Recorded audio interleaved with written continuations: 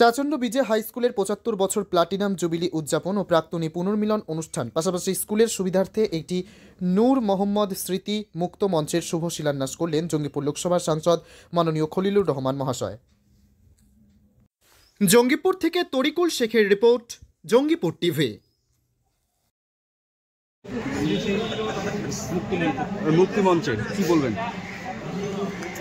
কি বলার, এটা খুব ভালোই লাগছে আর কি, যে আমাদের বাসুদেবপুর যে স্কুল, যেটা হাই স্কুল ৭৫ বছর পূর্তি উপলক্ষে যে প্লাটিনাম জুবিলি অনুষ্ঠান, আমি প্রথমত উপস্থিত হতে পেরে আমি গর্বিত, আপ্লুত।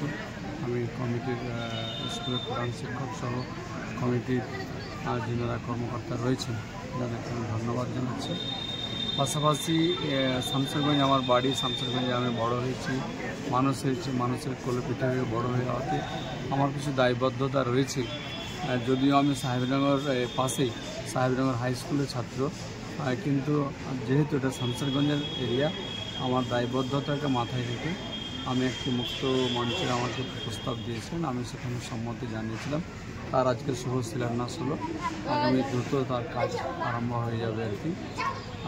এবং এই স্কুলে যে সমস্ত ছাত্রছাত্রী রয়েছে তাদের সুশিক্ষা এবং স্কুলের সার্বিক কল্যাণ কামনা করছি।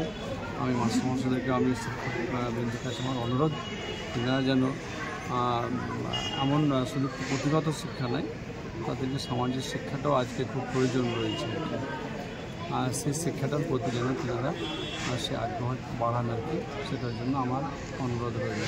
বলছি স্যার, যে আমাদের সাব ডিভিশনে সাহিত্য চর্চার জন্য বা নাট্য চর্চার জন্য একটি মঞ্চ রয়েছে, জঙ্গিপুর রবীন্দ্র ভবন।